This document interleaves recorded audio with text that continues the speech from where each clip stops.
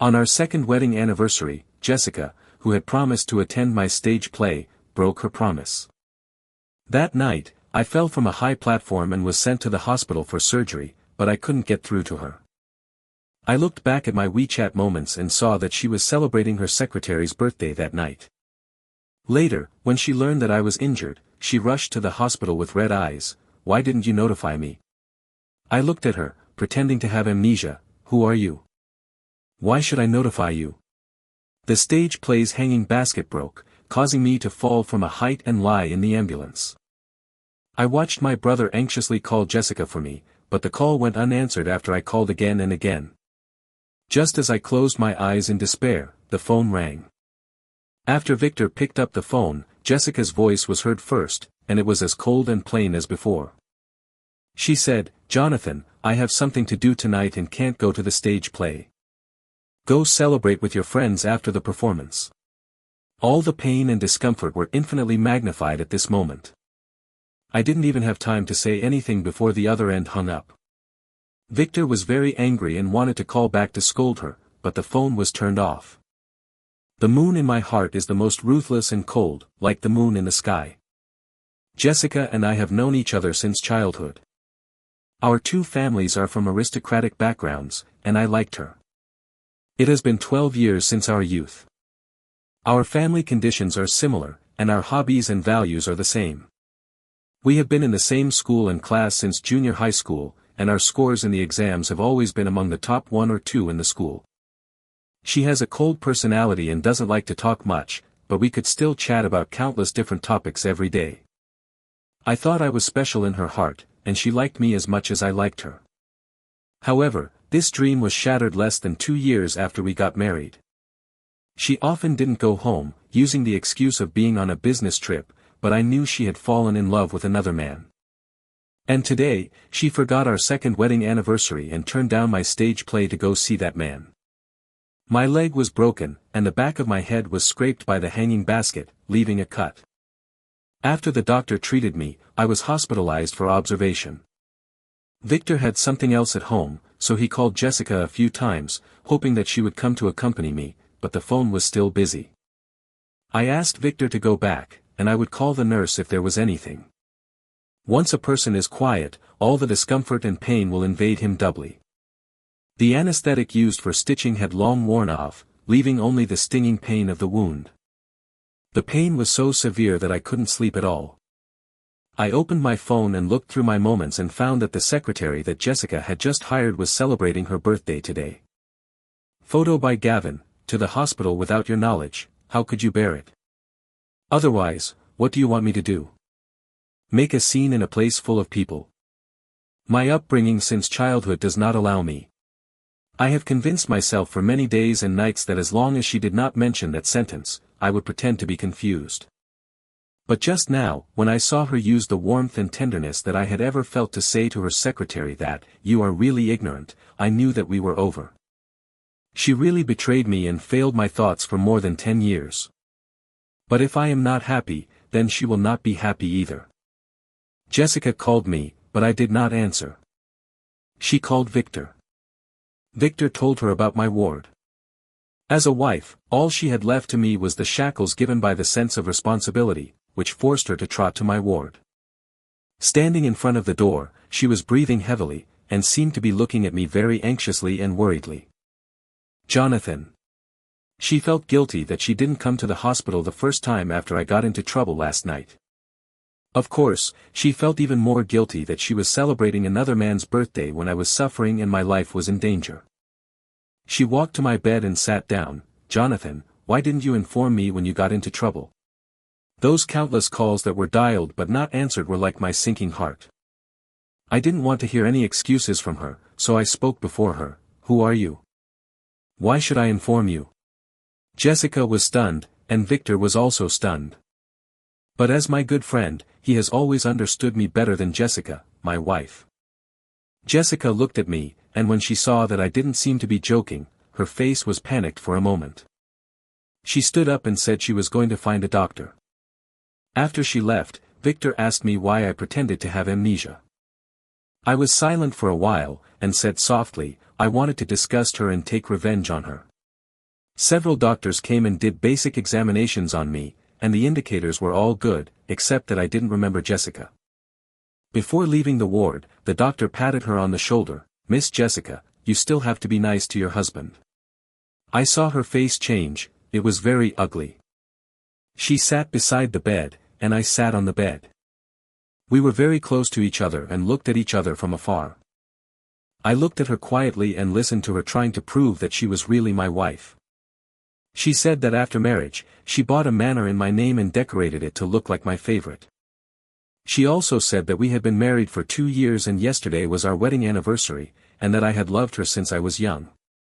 See, she knew that yesterday was our wedding anniversary, but she still went to see another man. It's not that she didn't understand, she just didn't care. I smiled and said, blocking all her words, "Miss Jessica, you said you are my wife. Why weren't you there when I fell and had an accident on our anniversary?" Jessica's face changed. I looked at her and smiled very gently. "You are accompanying another man to the hospital." She panicked all of a sudden and reached out to hold my hand. "Jonathan, don't talk nonsense, you are my only husband. Tom is just my secretary." "Is he really a secretary?" "I think that man looks more like your husband than I do." I lay back on the bed, turned sideways with my back facing her. A sigh came from behind. Jessica said, "Jonathan, I will keep a distance from him in the future." I didn't reply to her. In fact, she understood that the best way to keep a distance is to fire him, but she didn't.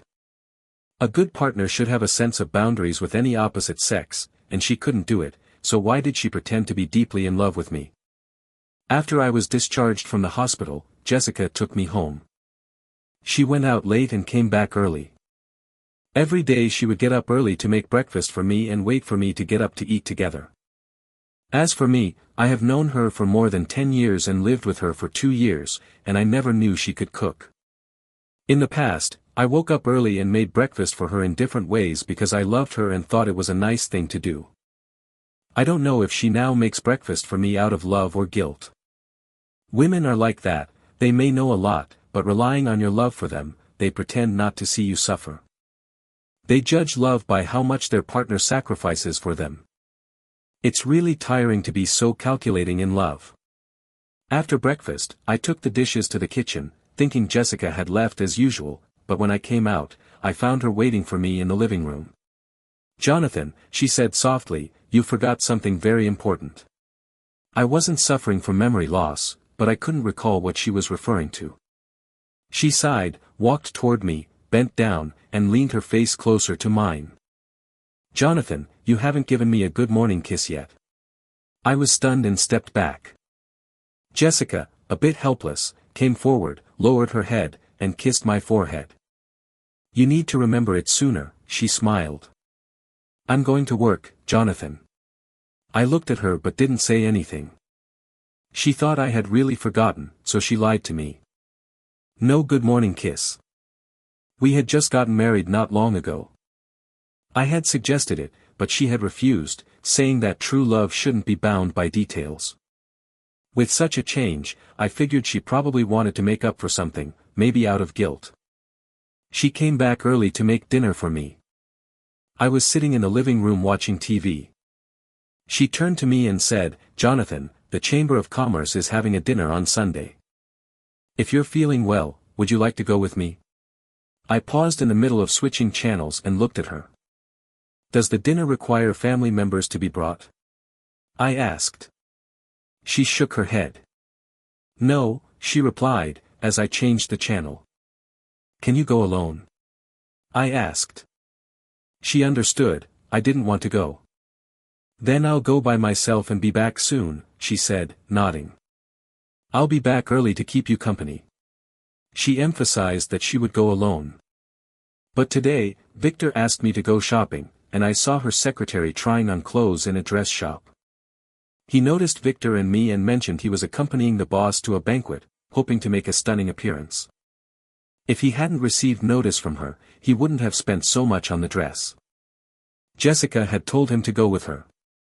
He judged my importance based on Jessica's attitude and arrangements. I likely posed little threat to him, so he was bold in front of me. Jessica asked if I wanted to go, thinking that even if I found out she and the secretary were going to the dinner, she could claim moral high ground by saying I had refused, leaving her no choice but to bring the secretary. I suddenly found the TV show boring and went to my room. I still went to the dinner because it was the first time Victor represented his company, and he insisted I come. Honestly, I wanted to see if Jessica came with that man. There were many business people at the event, and everyone was drinking. Some recognized me and greeted me. Victor searched for Jessica for me, though there was no need. I knew exactly where she was the moment I entered. She wore a decent deep V golden mermaid dress that made her look beautiful, but she was holding the arm of a man in a high-end black suit. Tom, her secretary. Victor went mad and dragged me over. I didn't want to cause a scene, but I couldn't back down now. We walked up to them. Victor called out, "Miss Jessica, you're lucky to have such a handsome secretary accompany you to the party." Jessica turned and looked at me. Her face immediately turned ugly. She pulled away from Tom's arm and tried to come over to me, but I didn't move. I just watched her quietly and smiled. "Victor is nervous and wants me to accompany him," I said, pretending not to care, as I gently brushed her hand away. "Your secretary doesn't look too happy. Aren't you going to look around?" The crowd and the situation all felt awkward. Jessica looked very upset, and Tom looked even worse.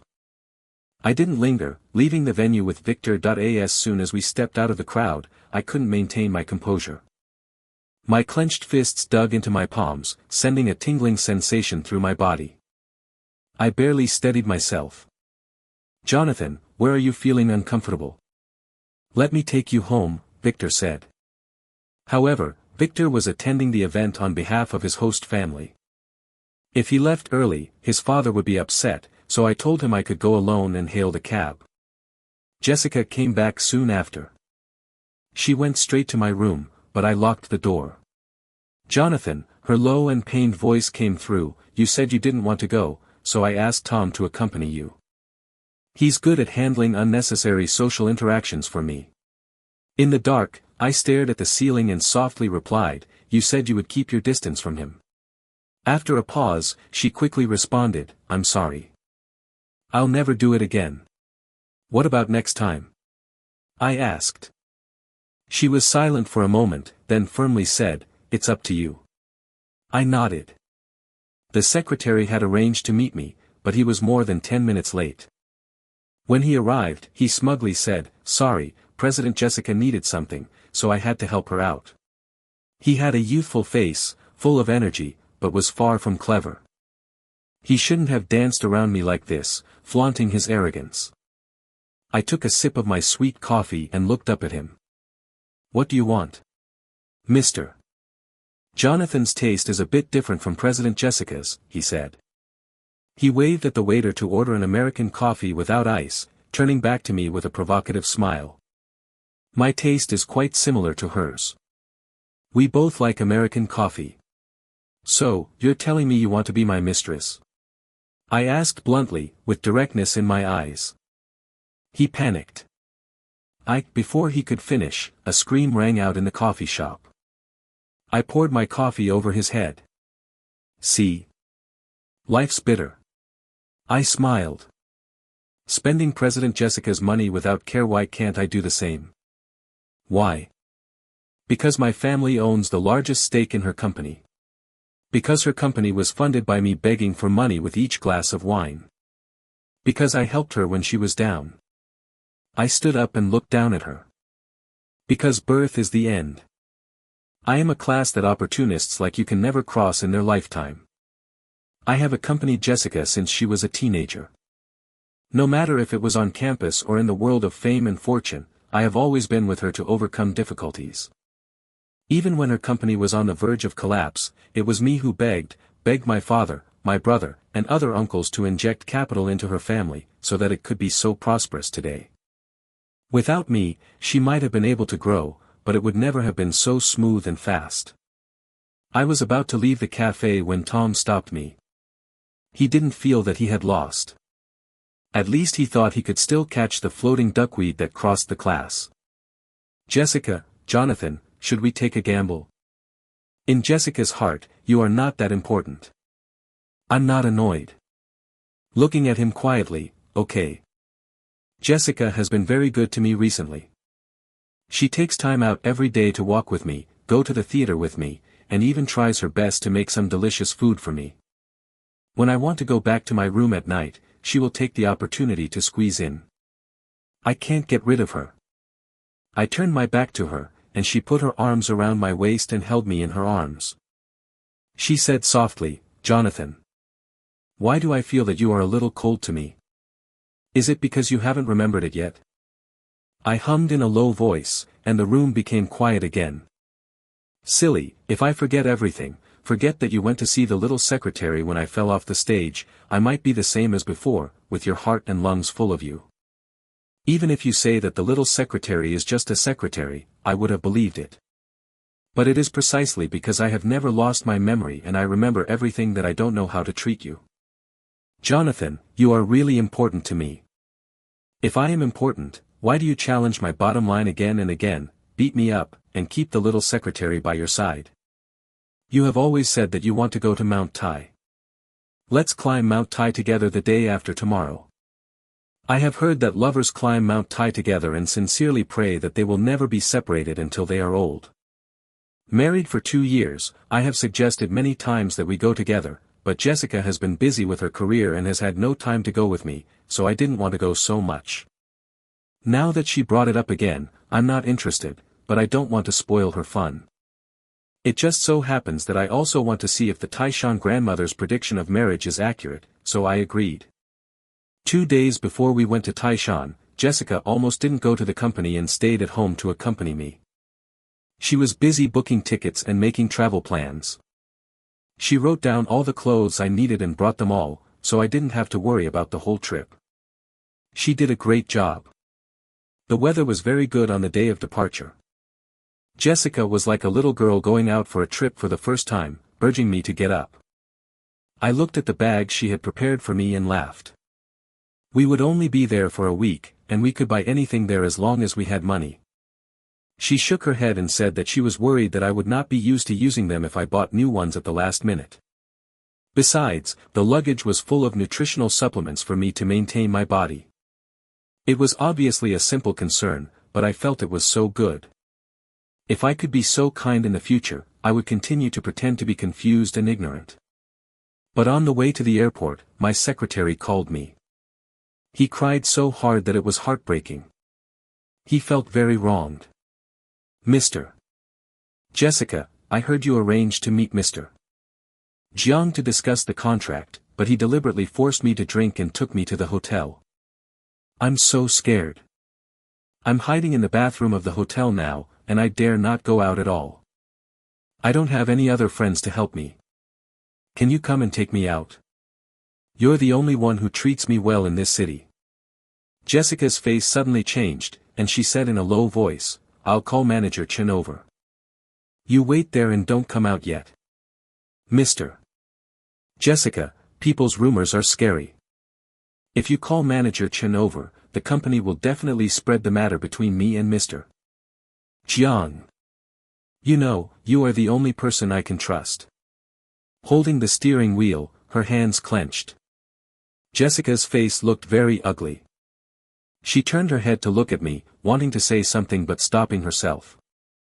Finally, she spoke, Jonathan, something happened to Tom. I'll go over to deal with it first. Let's change the time. Can we change it to an evening flight? I looked at her and said, you said you would keep a distance from him. There are hundreds of people in the company about his matter. Just call anyone over and they can always help. At worst, we can call the police. Jessica bit her lip and said nothing. Her face returned to the indifference that I was familiar with before. The car drove for another distance, but her mind was no longer on the road. The car was driving very fast, and she didn't take my life in the car seriously at all. She drove fast with a sullen face, as if I had done something wrong, but I just didn't want my wife to look for other men. I sighed, go ahead. As soon as I finished speaking, she braked suddenly. I didn't stop and got out of the car directly and moved my luggage out of the trunk. She looked at me with a guilty look on her face. "Jonathan, you call a car to the airport and wait for me. I'll be back soon." I said, "Okay, have a good trip." We stopped halfway in the suburbs. There were cars coming and going along the way, and the biting cold wind was blowing. My eyes were a little dry and uncomfortable. The Taishan grandmother is really spiritual. It is said that people who are destined to be together and have a red thread go to Taishan to pray, and they can be together for life. On the contrary, if they are not destined to be together, they will soon be separated. I haven't even arrived yet, but I already know that I am not destined to be together. It was Jessica who took the initiative to cut off the last chance I gave her and called Victor to take me home. When she heard that I was thrown into the suburbs, Victor was so angry that he wanted to scold Jessica again, but I did not stop him. I went home and packed up my things, cut the wedding photos that belonged to me, and threw them into the trash can. After clearing out everything that belonged to me, I left. The secretary sent me a text message, looking very proud, "Get away with it." I went home and told my dad and them that I wanted a divorce. They respected me. My brother handed the position of second in command to me. He said, "We are all your backing.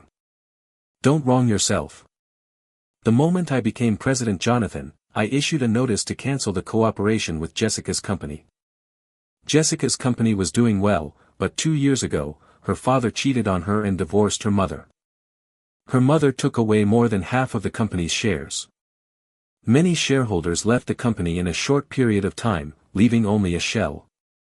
My family and uncles in the clan, seeing that I was married to her, invested money to help. In the past 2 years, with the support of my family's project, her company has revived and returned to its former glory.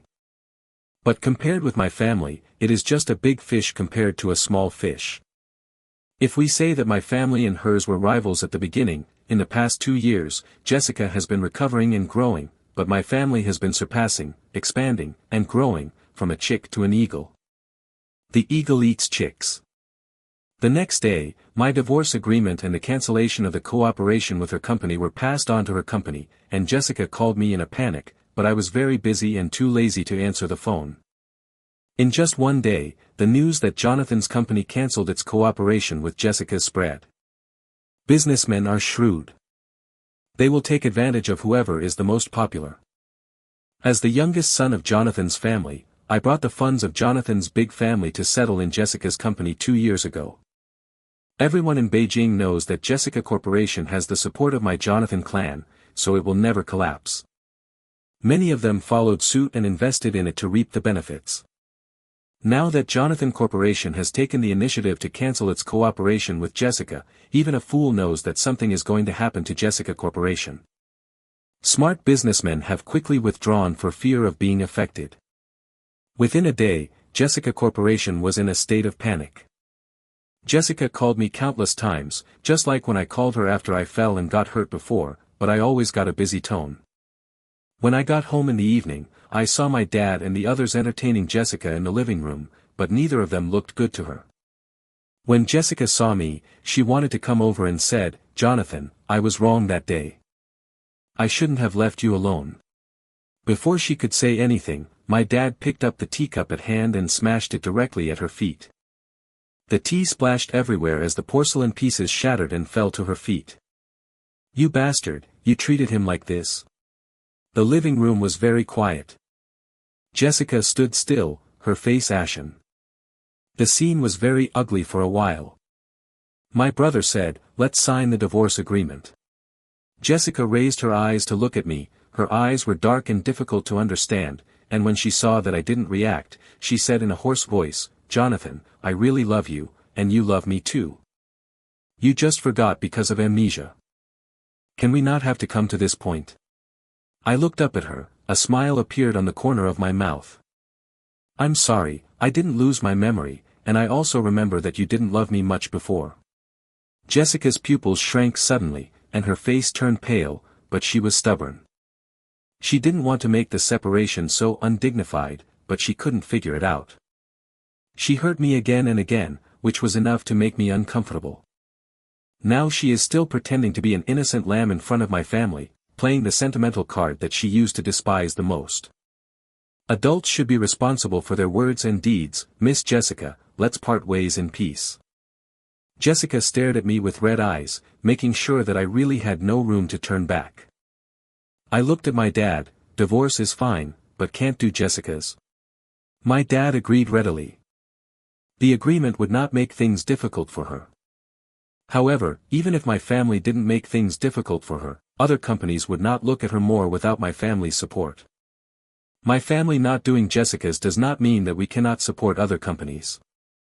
After withdrawing the funds from Jessica's, I took the initiative to hand over the funds to Jessica's competitor Liam's. Liam is in the same industry, there are only so many resources. Whoever rises will have to fall. Jonathan's support for Liam's instantly brought countless new resources to their family. Jessica ran to my brother's office but left with a grim look on her face. I can guess why she came, but my brother is an old fox. Just because he said he would not mess with you does not mean he would not invest abroad. Jessica was begging for funds everywhere, but her secretary found me, the place where I had afternoon tea with Victor, and saw me as if I were an enemy. Jonathan, you just rely on your family's wealth. If you can't get her love, you go crazy and want to destroy her. It's a pity that President Jessica loves you so much, but you don't deserve her love. I chuckled. Mr. Tom, have you forgotten what you said before, that Miss Jessica is not interested in me? You really curse your mother when you have food to eat, and call your father when you don't have food to eat. You are not as good as you at changing your mind according to the wind. My family is rich, and if you have the ability, you will make your ancestors' graves smoke to send you money to hit people. On the one hand, you want to gain money and power through sex, and on the other hand, you hate the rich. Mr. Tom, if you are mentally ill, you can go to a doctor, not me. They will not despise you for your low morals and lack of shame. Here is a piece of advice for you: it is better to rely on yourself than on others. Ability is your stepping stone to cross the class. The upper class does not like fools. Tom's face turned pale when I said that, and he left angrily.